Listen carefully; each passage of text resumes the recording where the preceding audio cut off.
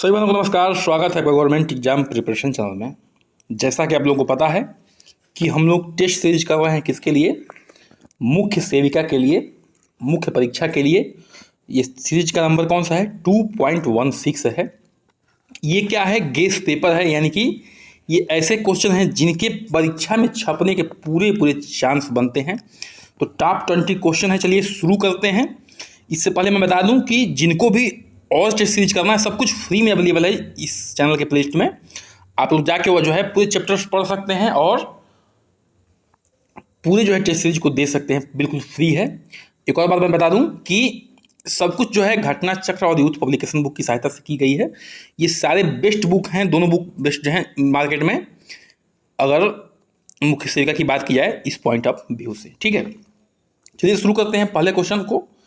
जब एक महिला 2 या 2 से अधिक पुरुषों से विवाह करती है तो वह विवाह कहलाता है। ठीक है, जब एक महिला जो है 2 या 2 से अधिक पुरुषों से विवाह करती है तो वह विवाह क्या कहलाता है? बहुपति विवाह, बहुपत्नी विवाह, सामूहिक विवाह या धार्मिक विवाह? उत्तर जाएगा यानी कि बहुपति विवाह कहलाता है। ठीक है, जब एक महिला 2 या 2 से अधिक पुरुषों से शादी करती है तो उसको क्या कहते हैं? बहुपति विवाह। बहु मतलब ज़्यादा, पति माने पति, एक से ज़्यादा पति। ठीक है, देखिए ये प्रश्न बहुत आसान है, लेकिन हम जो तैयारी कर रहे हैं वो टिपिकल प्रश्नों को लाते हैं। टिपिकल मतलब होता है उत्कृष्ट। उस एग्जाम के लिए कौन सा जो है बेस्ट प्रश्न है, ये मैं रखता है। कुछ लोग टिपिकल का मतलब बहुत डिफिकल्ट समझते हैं। टिपिकल का मतलब डिफिकल्ट नहीं होता है।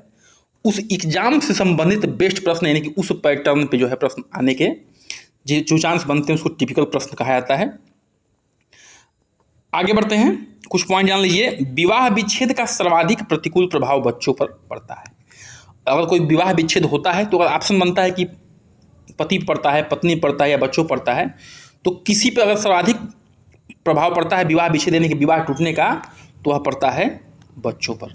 न पति पर ज़्यादा पड़ता है, न पत्नी पर पड़ता है। मतलब पड़ता तो सब पे है, लेकिन सबसे अधिक पड़ता है किस पे है? वो बच्चों पर पड़ता है। ये नोट पॉइंट में था, ध्यान रखिएगा। शरीर के तापमान में 1 फ़ारेनहाइट परिवर्तन होने पर ऊर्जा में कितना कमी होती है? ठीक है, ऊर्जा में कितनी कमी हो जाती है? अगर 1 फ़ारेनहाइट किसी का टेम्परेचर बढ़ गया तो 2%, 4%, 5%, 7%। उत्तर हो जाएगा डी, यानी कि 7% की कमी हो जाती है अगर किसी के जो है 1 फ़ारेनहाइट ऊर्जा मतलब कि तापमान में परिवर्तन हो गया। तो जैसे मान लीजिए कि किसी को बुखार हो जाता है, तो आपने खुद फील किया होगा कि बुखार होता है तो क्या होता है? शरीर में जो है एनर्जी लेस महसूस करती है, शरीर जो है कमज़ोर महसूस करती है। क्यों? क्योंकि 7% एनर्जी लॉस हो जाता है अगर 1 फ़ारेनहाइट टेम्परेचर बढ़ जाता है तो। आगे बढ़ते हैं, प्रश्न संख्या 3 पे आते हैं। बच्चों के शारीरिक विकास में सबसे बड़ा कारक क्या है? ठीक है, देखिए बच्चों के शारीरिक विकास में सभी कारक हैं। ठीक है, नींद भी है, व्यायाम भी है, पोषण भी है, स्वच्छता भी है, लेकिन सबसे बेस्ट कारक जो है वो है सी, यानी कि पोषण।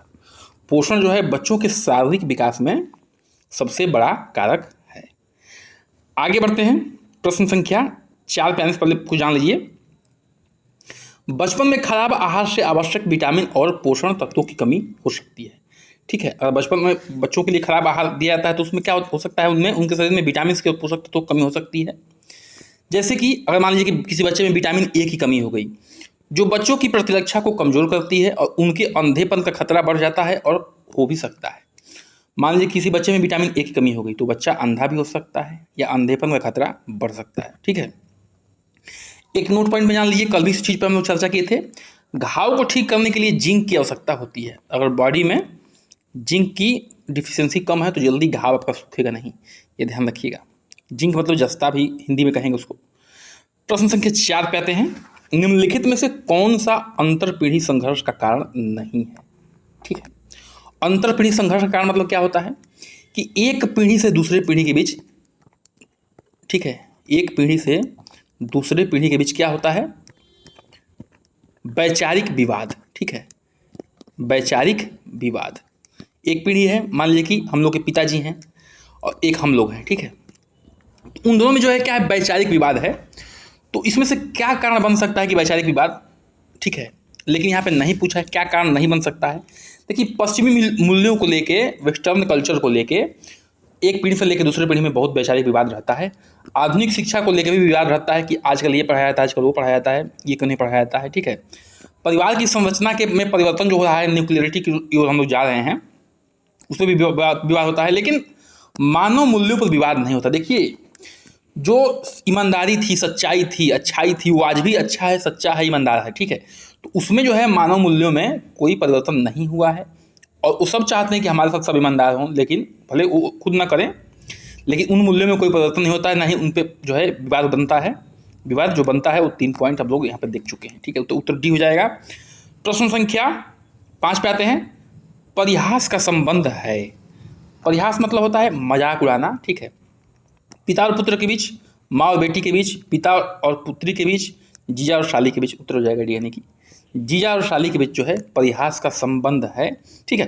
कभी कभी इसमें अश्लील शब्दों का भी प्रयोग किया जाता है, हालांकि ये हमारा समाज जो है इसको मान्यता देता है। आगे बढ़ते हैं, प्रश्न संख्या 6 पे आते हैं। घरेलू हिंसा अधिनियम कब प्रभावी हुआ? घरेलू हिंसा अधिनियम कब प्रभावी हुआ? 10 अप्रैल 2005 को, 17 मई 2006 को, 26 अक्टूबर 2006 को, 27 नवंबर 2005 को। उत्तर हो जाएगा यानी कि 26 अक्टूबर 2006 को जो है घरेलू हिंसा अधिनियम प्रभावी हुआ, ठीक है। इसके बारे में थोड़ा डिटेल में देख लेते हैं।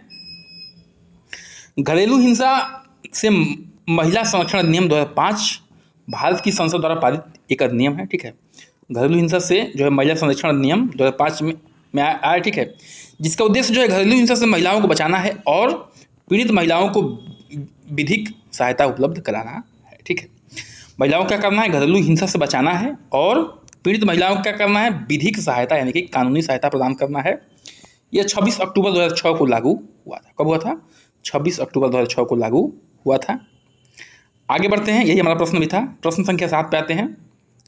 भारतीय समाज कार्य के जनक कौन है? ठीक है, समाज कार्य के जनक कौन माने जाते हैं? ठीक है, आर.के. मुखर्जी, डी.पी. मुखर्जी, कुमारप्पा या आर.डी. बनर्जी। उत्तर हो जाएगा बी यानी कि डी.पी. मुखर्जी को जो है भारतीय समाज कार्य का जनक कहा जाता है, ठीक है।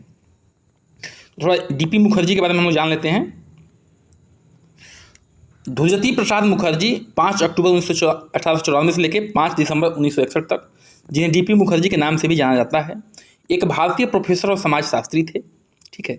उन्हें समाजशास्त्र और मार्क्सवाद पर केंद्रित कार्यों और व्याख्यानों के लिए जाना जाता है, ठीक है। समाजशास्त्र और मार्क्सवाद पर केंद्रित कार्यों के लिए जाना जाता है किसको? डी.पी. मुखर्जी साहब को। प्रश्न संख्या 8 पे आते हैं। निम्न में से किसको गरीबी की संस्कृति कहा जाता है? ठीक है, गरीबी की संस्कृति किसको कहा जाता है? ग्रामीण समाज को, नगर की बाहरी बस्ती को, गंदी बस्तियों को, अभ्यंतर नगर को। उत्तर हो जाएगा सी यानी कि जो गंदी बस्तियां हैं, ठीक है, जिनको मलिन बस्तियां भी कहा जाता है, उनको जो है गरीबी की संस्कृति का दर्जा दिया गया है। देखिए, ये सब ऐसे प्रश्न हैं जो फ्रिक्वेंटली पूछे जाते हैं और आपके भी एग्जाम में पूछे जाने के चांस बनते हैं। एक गंदी बस्ती क्या होती है? ऐसी गली होती है, सकरी गली होती है, ठीक है। जो सकरी गली होती है, निम्न स्तर के मकान आदि होते हैं, जो एक नगर या कस्बे के भीड़ भाड़ भरे क्षेत्र के रूप में स्थित होता है। निम्न आय वर्ग के लोग जो है लोगों की बस्ती या अत्यंत निर्धन लोग इसमें रहते हैं। अनेक सकरी गलियां, निम्न स्तर के मकान, अत्यधिक जनसंख्या वाले पड़ोस गंदी और दयनीय दशा में देखे जा सकते हैं, ठीक है। आपने शहरों में देखा होगा, खासतौर से जो इंडस्ट्रियल क्षेत्र होता है, वहाँ पे लोग जो है काम करने के चक्कर में जाते हैं, मतलब वो गरीब ही होते हैं और उनकी घर की स्थिति इतनी गंदी होती है, इतनी खराब होती है, ठीक है। उन्हीं को जो है गंदी बस्ती कहा जाता है। और प्रश्न को आप लोग ध्यान से पढ़े हैं। प्रश्न संख्या 9 पे आते हैं। भारत में अंग्रेजों के समय प्रथम जनगणना किस गवर्नर जनरल के शासनकाल में हुआ था? ठीक है, भारत में अंग्रेजों के समय प्रथम जनगणना किस गवर्नर जनरल के शासनकाल में हुआ था? Lord Mayo, lord Curzon, lord Ripon, lord Lytton. उत्तर हो जाएगा यानी कि लॉर्ड मेयो के कार्यकाल में यह हुआ था। इसको याद रखना है। कुछ विशेष पॉइंट इससे संबंधित बताऊंगा, उसको भी याद रखना है आपको, ठीक है। 1872 में यह ब्रिटिश वायसराय लॉर्ड मेयो के अधीन पहली बार कराई गई थी। जनगणना जो है 1872 ईस्वी में, देखिए सन भी याद रखना है आपको, ठीक है। लॉर्ड मेयो के अधीन में ब्रिटिश वायसराय था, उसके अधीन में पहली बार कराई गई थी। उसके बाद जो है हर साल जो है 10 वर्ष बाद कराई जाने लगी। हालांकि भारत की पहली संपूर्ण जनगणना जो हुई थी 1881 में हुई थी। संपूर्ण जनगणना कब हुई थी? 1881 में हुई थी। लेकिन पहली जनगणना जो है 1872 में लॉर्ड मेयो के शासनकाल में हुआ था। 1949 के बाद यह भारत सरकार के गृह मंत्रालय के अधीन भारत के महारजिस्ट्रार एवं जनगणना आयुक्त द्वारा कराई जाती है, ठीक है। 1949 के बाद गृह मंत्रालय यानी कि भारत सरकार के गृह मंत्रालय द्वारा भारत के महारजिस्ट्रार एवं जनगणना आयुक्त द्वारा कराई जाती है। प्रश्न संख्या 10 पे आते हैं। चावल के पानी की तरह सफ़ेद दस्त किस बीमारी की लक्षण है? ठीक है, जो चावल के पानी की तरह सफ़ेद दस्त होगा, लैट्रिन होगी, ठीक है, ये किस बीमारी का लक्षण है? अमीबा, पेचिस, अंडाणु पेचिस, हैजा, इनमें से कोई नहीं उत्तर जाएगा सी, यानी कि ये हैजा का लक्षण है। ठीक है, चावल के पानी की तरह सफ़ेद होगा। और देखिए, अगर सही तरीके से, बहुत ही तेज इसमें डिहाइड्रेशन होता है। क्या होता है? बहुत ही तेज़ी से डिहाइड्रेशन होता है। अगर पीक पॉइंट पे है तो आपको जो है 2 से 3 घंटे में ये जान भी ले सकता है, ये ध्यान रखना है। ठीक है, एक अपील आपसे, आप लोग वीडियो को बहुत अच्छे से देखते हैं। देखिए, एक शिक्षक ही है जो अभी सोशल मीडिया को बचाया हुआ है। इतनी गंदगी भरी हुई है रील्स में, इन सब में। हम लोग इतनी मेहनत करते हैं कि आप लोग जो है सिलेक्शन पाएँ। कुछ नहीं करना है, आपको बस सब्सक्राइब करना है चैनल को, ठीक है, और क्या करना है? लाइक करना है। इसके अलावा ना कोई फीस देना है, ठीक है, कुछ भी नहीं करना, बस इतना ही करना है, सब्सक्राइब और लाइक और शेयर कर दीजिए, बस, और कुछ नहीं करना है। ठीक है, कोई फीस नहीं है इसके लिए आपको। और जो आप समय दे रहे हैं वो महत्वपूर्ण है, लेकिन आपको समय जो है ध्यान से देना है। जो अच्छे पॉइंट लगे आपको, उसको आपको नोट डाउन करना है। विसूचिका या आम बोलचाल में जिसको हैजा भी कहते हैं, विसूचिका या आम बोलचाल में क्या कहते हैं? उसको हैजा भी कहते हैं, जिसे एशियाई महामारी के रूप में भी जाना जाता है। एक संक्रामक आंतशोथ और वाइब्रो कोलोरी नामक जीवाणु के एंटोटॉक्सिन उत्पन्न करने वाले स्ट्रेन के कारण होता है। ठीक है, ये वाइब्रो कोलोरी नाम से होता है, जीवाणु है, माने कि बैक्टीरिया है। मनुष्यों में इसकी संचरण जो है इस जीवाणु द्वारा दूषित भोजन या पानी को ग्रहण करने के माध्यम से होता है। यानी कि ऐसा दूषित भोजन जिसमें वाइब्रियो कोलोरी है और कर लेते हैं तो हैजा होने के चांस पूरे पूरे बनते हैं। ये तीसरा पॉइंट था, उसमें ये कहा गया है। प्रश्न संख्या 11 पे आते हैं। वायुजनित संक्रमण के कारण नहीं होता है। ठीक है, इसमें कौन सा ऐसा रोग है जो वायुजनित नहीं है, यानी कि वायु के प्रवाह से नहीं होता है? क्षय रोग, यानी कि ट्यूबरक्लोसिस की बात हो रही है, टीबी। ठीक है, चेचक, खसरा या हेपेटाइटिस बी? उत्तर हो जाएगा डी, यानी कि हेपेटाइटिस बी जो है हवा के माध्यम से एक व्यक्ति से दूसरे व्यक्ति तक नहीं फैलता है। बाकी 6 रोग, चेचक, खसरा, ये जो है हवा के माध्यम से फैलते हैं। तो हेपेटाइटिस बी के बारे में जान लीजिए थोड़ा। हेपेटाइटिस बी विश्व का सबसे अधिक सामान्य लीवर या यकृत कहिए का संक्रमण है। घातक संक्रमण हेपेटाइटिस बी हो या सी हो, संक्रमण व्यक्ति से दूषित रक्त हस्तांतरण के माध्यम से फैलता है। यदि कोई व्यक्ति जो है हेपेटाइटिस बी और हेपेटाइटिस सी का शिकार है तो रक्त लेने दूसरे को देता है तो उसको भी जो है ये होने के चांस बनते हैं। क्या? हेपेटाइटिस बी और सी। ठीक है, कुछ और भी कारण बनते हैं फैलने के इसके। हेपेटाइटिस दवाओं के बीच इंजेक्शन और सुइयों के आदान प्रदान से के माध्यम से, असुरक्षित कान छिदवाने से, गोदवाने से, असुरक्षित यौन संबंध के माध्यम से, या माँ से बच्चों तक सेविंग रेजर, नेल कटर इत्यादि की साझा करने से। ठीक है, तो इतने कारण बन सकते हैं हेपेटाइटिस बी और सी को एक दूसरे तक फैलने में। ठीक है, प्रश्न संख्या 12 पे आते हैं। प्लेसेंटा का लगभग वजन कितना होता है? प्लेसेंटा का वजन लगभग कितना होता है? शिशु के वजन के 1/4, शिशु के वजन के 1/6, शिशु के वजन के 1/7 या शिशु के वजन के 1/3? उत्तर हो जाएगा बी, यानी कि शिशु के वजन के 1/6 भाग जो है प्लेसेंटा का लगभग वजन होता है। देखिए, प्लेसेंटा का क्या काम है? गर्भस्थ शिशु को ऑक्सीजन और पोषण मिलता है। किससे? प्लेसेंटा से। मैं इसके बारे में बहुत बार बातें कर चुका हूँ, लेकिन बार बार इसलिए बताता हूँ कि आपके दिमाग में और आपके शरीर में सब कुछ यही दौड़े। ठीक है, कब तक? एग्जाम तक। ठीक है, खून में ये जो सब बहना चाहिए, जैसे ब्लड बहता है शरीर में, वैसे शरीर में जो है ये सब बहना चाहिए जो मैं बता रहा हूँ। ठीक है, प्लेसेंटा गर्भनाल के जरिए शिशु से जुड़ी होती है। प्लेसेंटा जो होता है गर्भनाल के जरिए शिशु से जुड़ा होता है। अधिकतर प्रेग्नेंट महिलाओं में प्लेसेंटा गर्भाशय के ऊपर या साइड से जुड़ी होती है। ठीक है, अधिकतर जो है प्रेग्नेंट महिलाओं में प्लेसेंटा गर्भाशय के ऊपर से जुड़ी होती है। आगे बढ़ते हैं, प्रश्न संख्या 13 पे आते हैं। निम्न में से किसका उपयोग प्रसव की घटनाओं का रिकॉर्ड करने के लिए किया जाता है? ठीक है, निम्न में से किसका उपयोग जो है, जो प्रसव की घटनाएं हैं उसको रिकॉर्ड करने के लिए किया जाता है? सिल्वर मैन मूल्यांकन, फोटोस्कोप, पार्टोग्राफ, या ऊपर के सभी? तो उत्तर जाएगा सी, यानी कि पार्टोग्राफ का प्रयोग जो है प्रसव की घटनाओं को रिकॉर्ड करने के लिए किया जाता है। ठीक है, आगे बढ़ते हैं। उससे पहले थोड़ा पार्टोग्राफ के बारे में जान लीजिए। देखिए, सब कुछ डिटेल में पढ़ाया जा चुका है आपके सिलेबस में। ठीक है, लेकिन यहाँ पे जो है चूँकि रिवीजन और हमें टेस्ट पे ज़्यादा ध्यान देना है क्योंकि लास्ट में चल रहा है।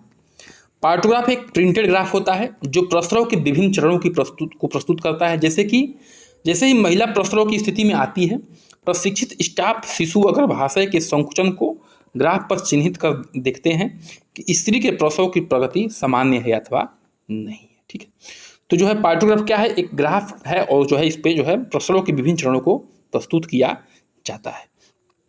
आगे बढ़ते हैं, प्रश्न संख्या 14 पे आते हैं। फ्राइड के अनुसार व्यक्ति केवल तभी परिपक्व, स्वस्थ और वयस्क बन सकता है यदि। फ्राइड के अनुसार व्यक्ति जो है तभी परिपक्व, स्वस्थ और वयस्क बन सकता है यदि विकास में गुणात्मक परिवर्तन होते हों, भावात्मक द्वंद्व का समाधान हो। ठीक है, भावात्मक द्वंद्व का समाधान हो गया हो, बच्चे के माता पिता दोनों जीवित हों या वह शारीरिक रूप से स्वस्थ हो। तो उत्तर हो जाएगा बी, यानी कि फ्राइड के अनुसार कोई भी व्यक्ति परिपक्व, स्वस्थ और व्यस्त तभी हो सकता है जब जो है भावनात्मक द्वंद्व का समाधान कर लिया। द्वंद्व क्या होता है, वैचारिक द्वंद्व, यानी कि ये करे कि वो करें, ये करे कि वो करें, वो द्वंद्व से अगर मुक्ति पा चुका है तो ठीक है, वह परिपक्व, स्वस्थ और वयस्क बन चुका है वह इंसान।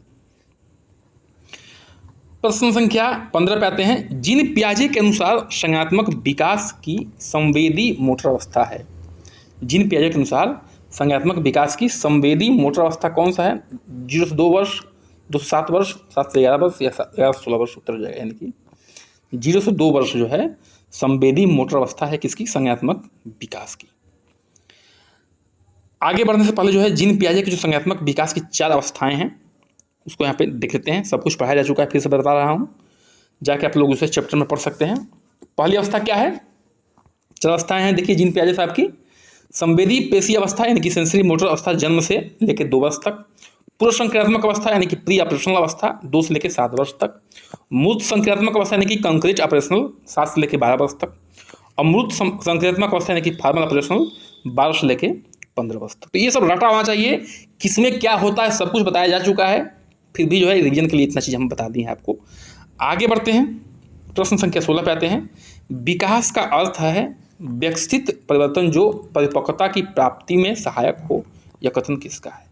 विकास का अर्थ है व्यवस्थित परिवर्तन जो परिपक्वता की प्राप्ति में सहायक हो, यह कथन किसका है? हर्लॉक का, फ्राइड का, मुनरो का, ड्रेवर का उत्तर हो जाएगा, यानी कि हर्लॉक साहब का ये कथन है। ठीक है, तो इसको एकदम रट लेना है आपको। कुछ नोट पर जान लीजिए। मनोवैज्ञानिक अवस्था किसको कहते हैं? किशोरावस्था को। किशोरावस्था क्या कहते हैं? मनोवैज्ञानिक अवस्था कहते हैं। विकास का दर अधिकतम किस में होता है? उत्तर बाल्यावस्था में होता है। विकास का जो दर होता है वो उत्तर बाल्यावस्था में सबसे अधिक होता है।